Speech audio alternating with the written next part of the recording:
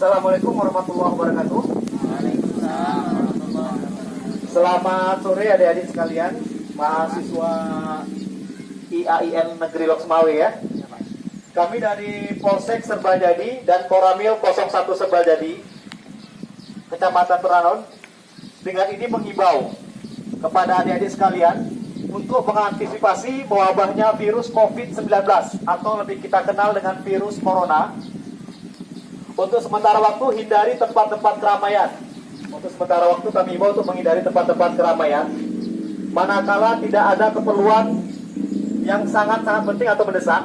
Kemudian juga kami himbau untuk sementara waktu tidak melakukan bepergian keluar kota, terlebih ke luar negeri sampai waktu yang ditentukan. Kemudian kami juga mengimbau pada adik-adik sekalian untuk senantiasa menjaga kebersihan dengan cara melakukan sering cuci tangan dengan sabun ataupun hand sanitizer. Kemudian yang kedua, gunakan masker manakala batuk ataupun pilek. Yang ketiga, konsumsi gizi seimbang, konsumsi juga buah dan sayur-sayuran. Kemudian hati-hati kontak dengan hewan, segala jenis hewan ya dia. Kemudian rajin olahraga dan istirahat yang cukup. Selanjutnya, jangan mengkonsumsi daging mentah yang tidak dimasak.